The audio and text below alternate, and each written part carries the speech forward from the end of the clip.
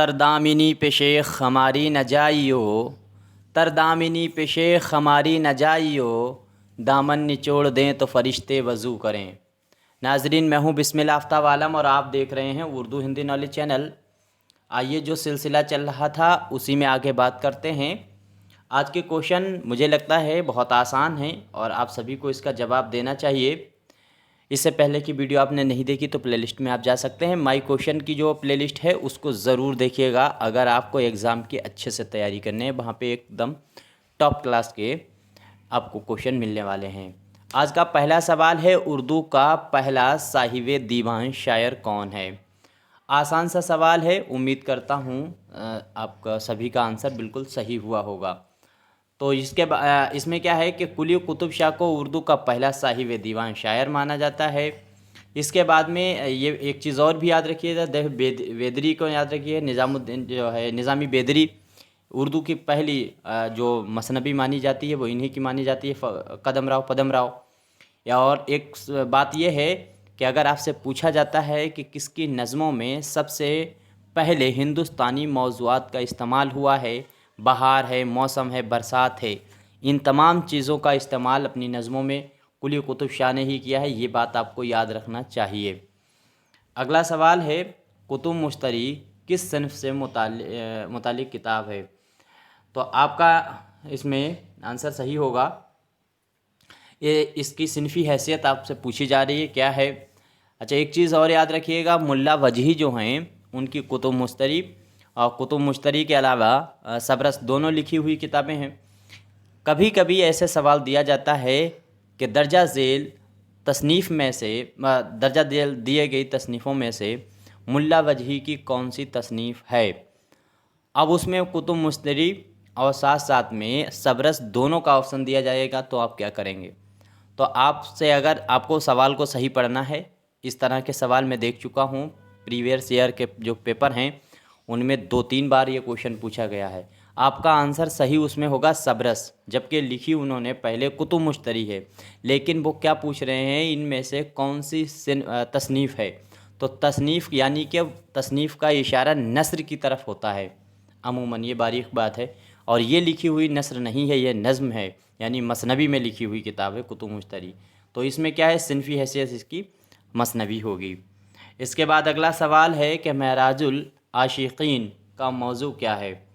تو بہت آسان سا سوال ہے، معراج العاشقین جو ہے بندہ نواز گیسو دراز کی لکھی ہوئی کتاب ہے اور اس کا موضوع جو ہے وہ تصوف ہے، کیونکہ وہ ایک صوفی تھے۔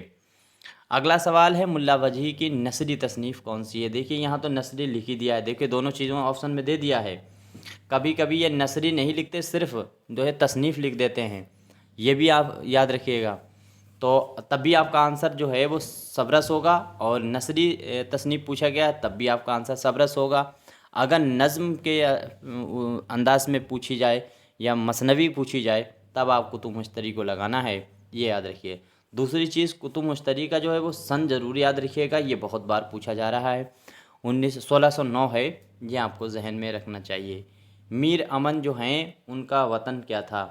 تو میر امن جو ہیں، میر امن دہلوی، ان کا نام سے ہی جو ہے پتہ چلتا ہے کہ یہ دہلی کے رہنے والے ہیں۔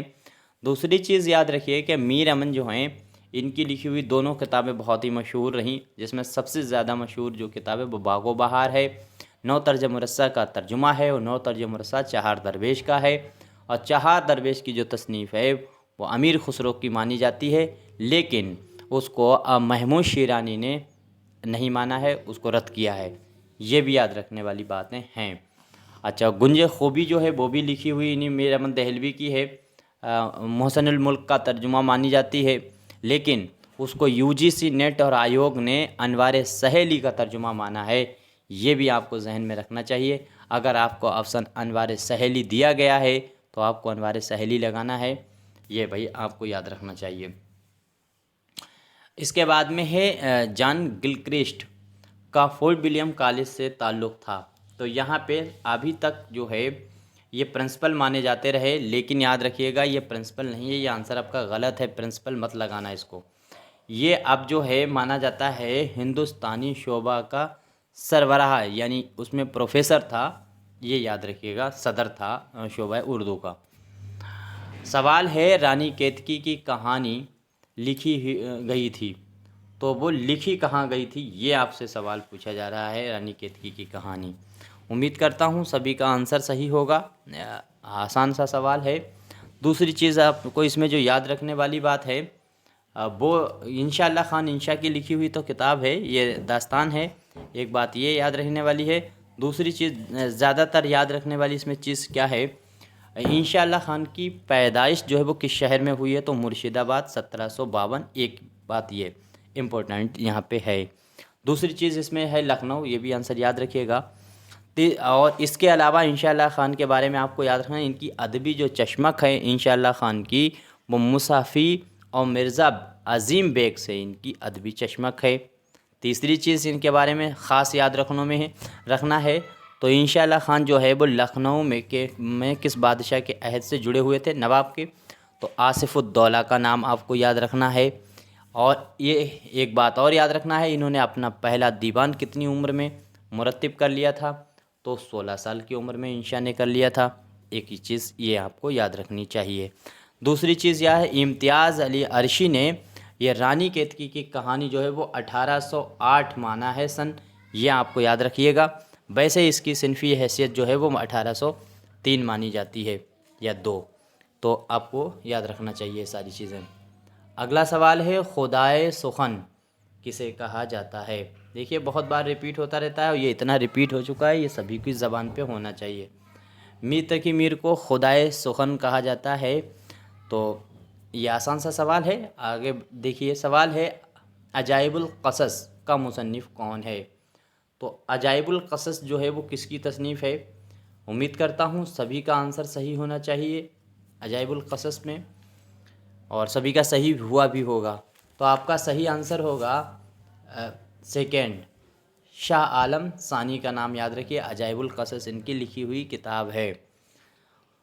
दूसरी चीज़ ये है, बहादुर शाह ज़फ़र जो हैं इनकी ख़ास कुछ तसानीफ़ें तो नहीं हैं, लेकिन आपको इनके बारे में याद क्या क्या रखना है वो बातें आपको याद रखने वाली है। मैं बहादुर शाह ज़फ़र की पैदाइश और इनका दौर कहाँ तक रहा, इनके दौर के शायर कौन हैं, ये चीज़। साथ साथ में टीजीटी वाले ख़ास तौर से अकबर का अहद याद रखें और शाहजहाँ का याद रखें, 2।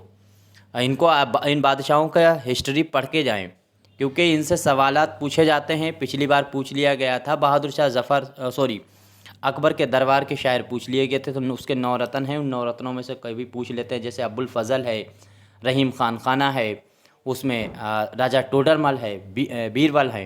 इस तरह से उसमें 9 जो हैं वो उसके रतन हैं, मान सिंह है, और इसके बाद में प्रसाद भैरव हैं। ये 9 हैं और ये कवि भी थे, यानी शायर भी थे। तो आपको उसके एहतियात ज़रूर रखिएगा, इससे सवाल बन सकते हैं। तीसरी चीज़ आपको बादशाहों में जो याद रखना है वो अलाउद्दीन खिलजी का दौर याद रखना है। उसने कब आक्रमण किया और उसकी वजह से ही दक्कन में उर्दू पहुंची, इसलिए उससे भी सवाल एक आध पुटअप कर देते हैं। तीसरा और एक बादशाह है मोहम्मद तुगलक का याद रखिए, क्योंकि उसने ही सबसे पहले माना जाता है, अलाउद्दीन खिलजी से भी पहले, उसने दौलताबाद दिल्ली को बदल करके दौलताबाद भारत की हिंदुस्तान की राजधानी को बनाया था। और उसके साथ में जो फ़ौजें गईं, जो लोग गए दिल्ली से, तब वो दक्कन में उर्दू पहुंच गई।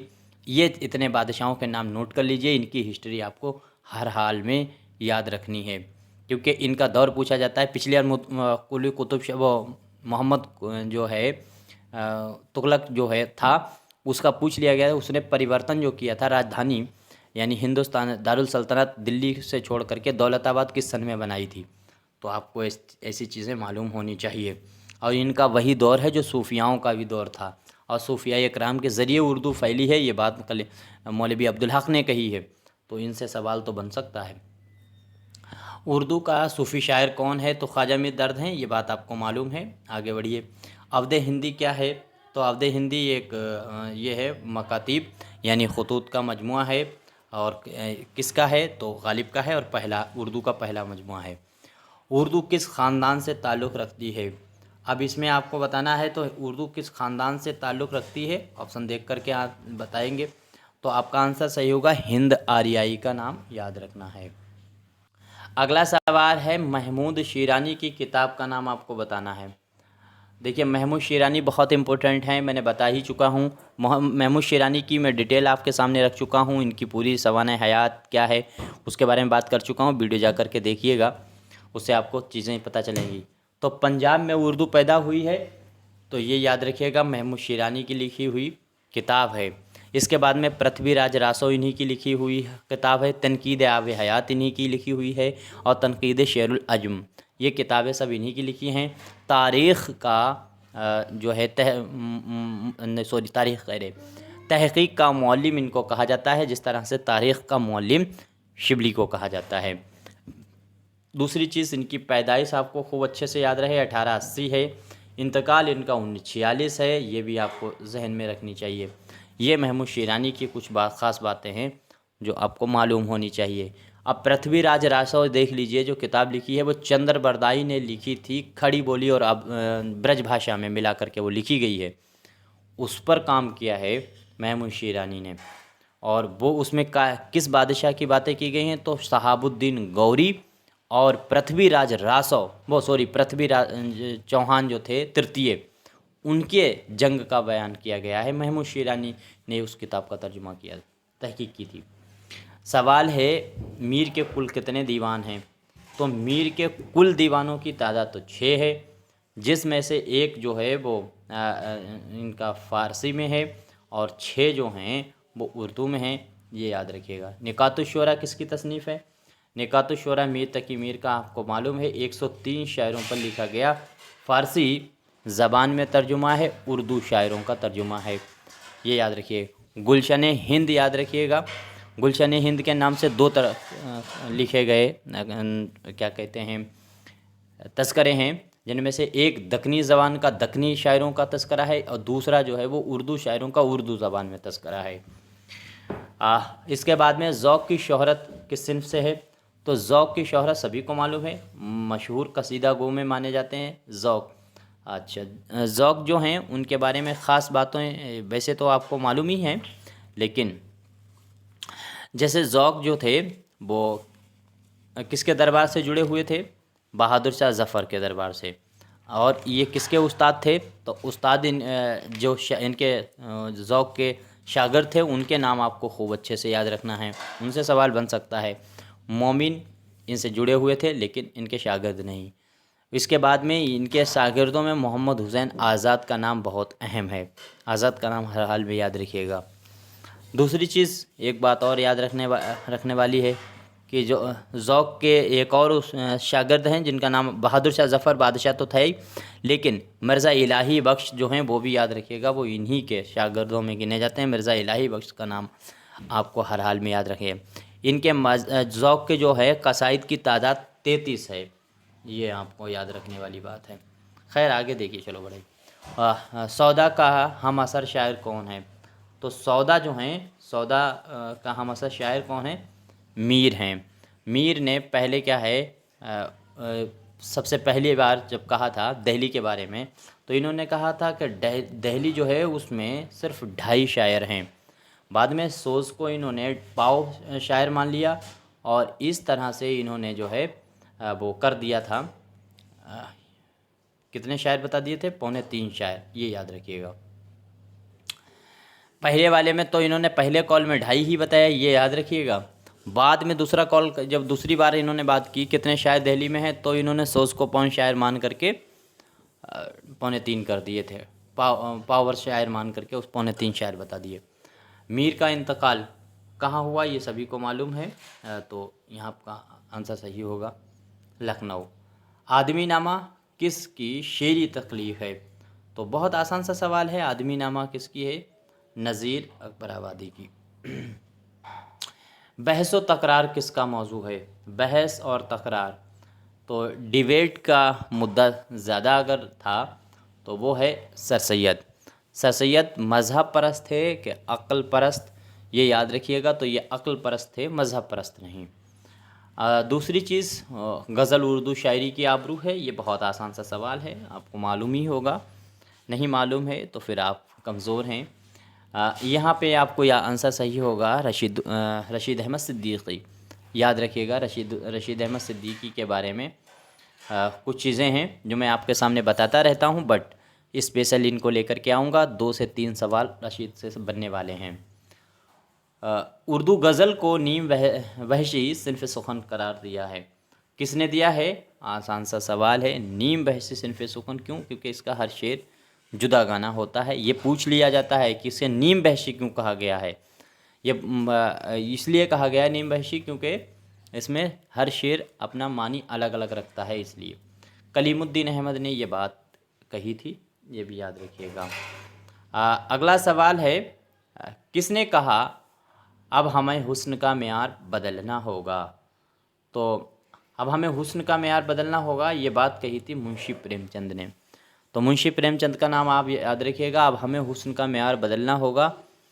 اور ترقی پسند جو ہے ترقی پسند جو تھا وہ میرے خیال میں ناقص ہے. ترقی پسند تو تحریک جو میرے خیال میں ناقص والا جو جملہ ہے وہ بھی منشی پریم چند نے کہا. جبکہ منشی پریم چند کو ترقی پسند تحریک کی پہلی جو باقاعدہ کانفرنس ہوئی اس کا صدر بنایا گیا تھا لکھنؤ میں 1936 میں. منشی پریم چند جو ہیں، ایک بات اور منشی پریم چند نے کہی تھی کہ کسی بھی ہندو کو اردو میں اتنا کوئی شہرت ملی ہے جو مجھے ملے گی. اس طرح سے ان کا قول ہے کہ کسی بھی ہندو ادیب کو یا شاعر کو اتنی شہرت کہاں ملی جو ہمیں ملے گی. اب دیکھیے اردو کے متعلق اس کے خیال کتنے خطرناک تھے کہ مطلب اردو میں کسی کو شہرت اتنی ملی ہے ہندو کو جو ہمیں ملے گی، چونکہ یہ بھی ہندو ہیں. خیر میں بات کرنا نہیں چاہتا لیکن پھر بھی تھوڑا سا سمجھ جانیے اس کے بارے میں. تو کہہ رہا ہے کہ اردو میں شہرت ہندو کسی کو نہیں ملی ہے، جبکہ اردو میں ساری جو شہرت ہے کا صحرا ہے، ان کی جو بھی پہنچ ہے، جو بھی ان کی پہچان ہے منشی پریم چند کی، وہ اردو سے ہی ہے.